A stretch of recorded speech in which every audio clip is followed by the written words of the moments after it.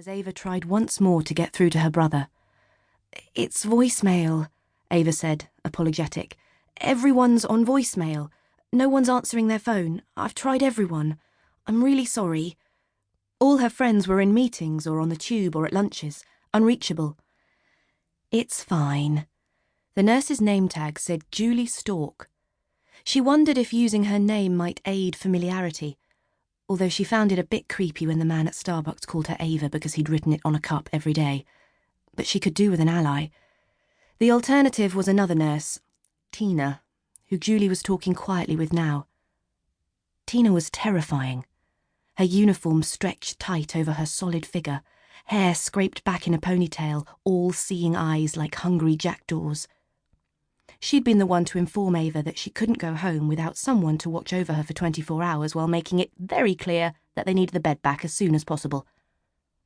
Without the self-conscious pressure of having no one to come and get her, Ava could have quite enjoyed her hospital stay. Starched white sheets, lamb chops and green beans, sponge pudding and custard, and a tatty out-of-date copy of OK magazine. But her eyes had hovered distracted to her phone the whole time, every few seconds her fingers scrolling through her contacts, texting, WhatsApping, refreshing. She felt her cheeks flush with embarrassment as she heard Nurse Tina mutter, "There must be someone." So when her phone beeped, she pounced on it. A text from Rory, her brother. "Can't get away, Jonathan coming to get you." Ava put her hand over her mouth. How could her brother send her ex-boyfriend of all people to come and get her? Send his PA, one of the runners on set, anyone. Not the guy he'd set her up with and who she'd split from 3 months ago. She sat up quick to get dressed and out of the stupid hospital gown that did up down the back, the OK mag clattering to the floor. She tried to check her reflection in anything she could find. A knife from her plate. She scrunched her flat hair. Her head went dizzy. She paused on the side of the bed and looked up just in time to see Jonathan sauntering up the hospital aisle with a sardonic grin on his face. "Hi, Jonathan," she said with an embarrassed half-smile as he stopped, hands on hips at the end of her bed. "Hit by a bus, eh?" She nodded, tried to stand up but felt faint and sat down again. He swooped round the side of the bed to help her.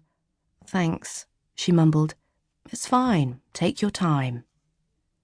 She remembered the familiarity of his face, the wide brown eyes and the ruddy cheeks, the frustrated look away he'd done when she'd told him that she didn't think that they, as a couple, were going to work, that she wasn't very good at relationships and she didn't think that she was what he was looking for, that she was good at being on her own. And the wide eyes narrowing as he said, "Yes, you are. You're going to have to be. Because honestly, I don't think I know you at all." Now he looked all bright and breezy, collar of his navy-striped rugby shirt turned up, jolly eyes sparkling, while Ava was struggling to stand in her open-backed gown. She shuffled bare feet to close the curtain, a task which Nurse Tina took over, drawing it with a quick flick of her wrist, hustling the exit process forward. "You need any help?" Jonathan asked, picking the magazine up from the floor and having a flick. Ava shook her head. Jonathan went to stand outside the cubicle with the OK as she picked up her socks. The effort of pulling one on was like clambering over a brick wall. Waves of tiredness made her want to snuggle down in the pillow. She tried to undo her gown but couldn't reach the strings at the back, limbs heavy and useless. She tried again. In the end, she sat, hands either side of her, and shutting her eyes, said, "Jonathan." "Yep." His head poked through the curtain. "I think I'm going to need some help." She saw the brow raise, the slight quirk of his lips. Then he walked in and carefully undid the back of her hospital gown. She held it to her front as she got one arm out at a time, and he handed her T-shirt. She felt him watching with veiled amusement as she tried to get her top on without exposing any more of her body.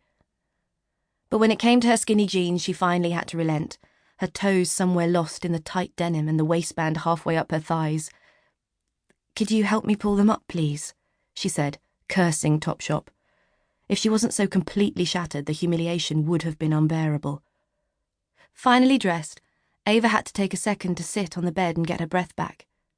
She realised the window...